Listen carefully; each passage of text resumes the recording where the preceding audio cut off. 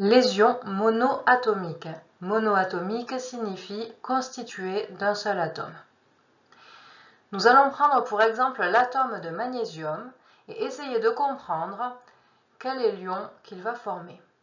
Pour cela est indiquée l'écriture conventionnelle du noyau de magnésium, 24,12 Mg. Pour connaître l'ion formé par l'atome de magnésium, deux choses nous importent, le nombre de protons ainsi que le nombre d'électrons. Dans l'écriture conventionnelle du noyau, nous retrouvons le nombre de protons représenté par le numéro atomique Z en bas à gauche, ici 12. L'atome de magnésium est donc composé de 12 protons et comme un atome est électriquement neutre, il possède également 12 électrons. Pour comprendre quel ion va former l'atome de magnésium, je commence par représenter les 12 protons à l'intérieur du noyau. Ensuite, je vais devoir positionner les 12 électrons. Tu te souviens peut-être, les électrons sont répartis autour du noyau en couches, elles-mêmes subdivisées en sous-couches. Je vais donc donner l'organisation des électrons autour du noyau, que l'on appelle la configuration électronique. Les deux premiers électrons vont venir se positionner dans la couche la plus proche du noyau, la couche 1. Les deux électrons suivants vont venir se positionner dans la couche 2, en premier la sous-couche 2s. Puis 6 électrons vont venir se positionner dans la sous-couche 2p.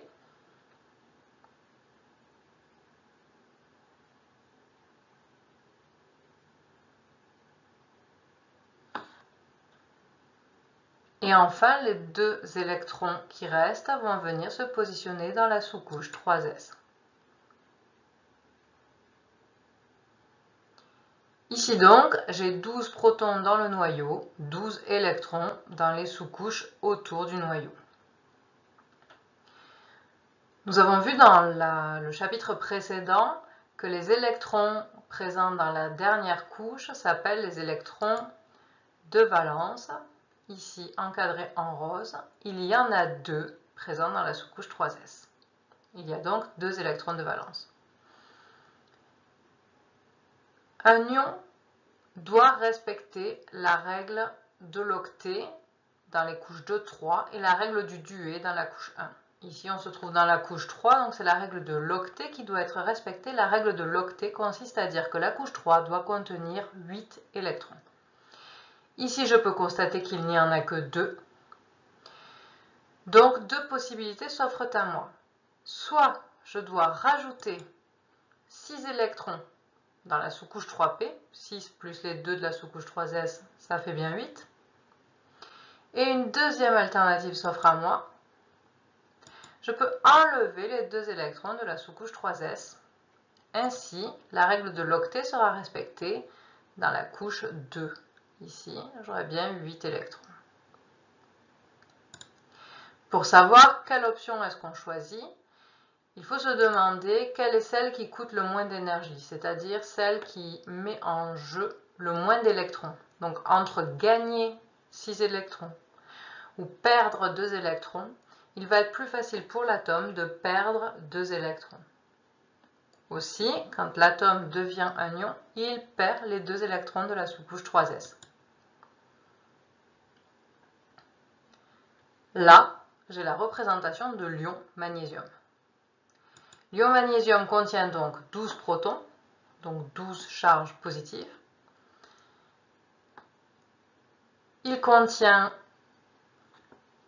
non plus 12 électrons, car il en a perdu 2. Il contient 10 électrons de charge négative.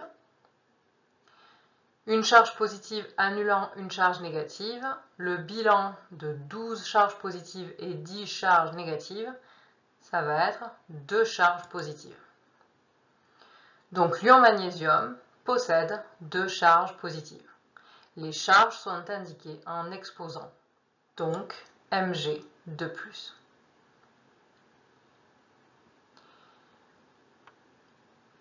Ici l'atome a perdu des électrons et donc il est devenu chargé positivement. Si on avait eu le cas d'un atome qui avait gagné des électrons, il aurait été chargé négativement. Ici, vous pouvez observer différentes définitions. Donc un ion est formé par un atome qui a gagné ou perdu un ou plusieurs électrons. Donc un ion est forcément électriquement chargé. Et enfin, deux définitions à connaître. Les anions sont des ions chargés négativement et les cations sont des ions chargés positivement. Il existe un moyen mémotechnique pour retenir que les anions sont les ions chargés négativement. Anion, il y a le ne de négatif. Autre moyen mémotechnique, dans cation, il y a un T qui représente un plus. Et donc, c'est le cation correspond à un ion chargé positivement.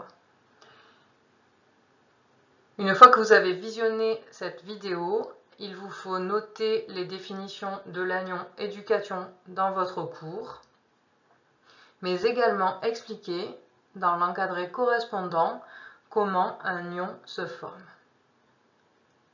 À vos crayons.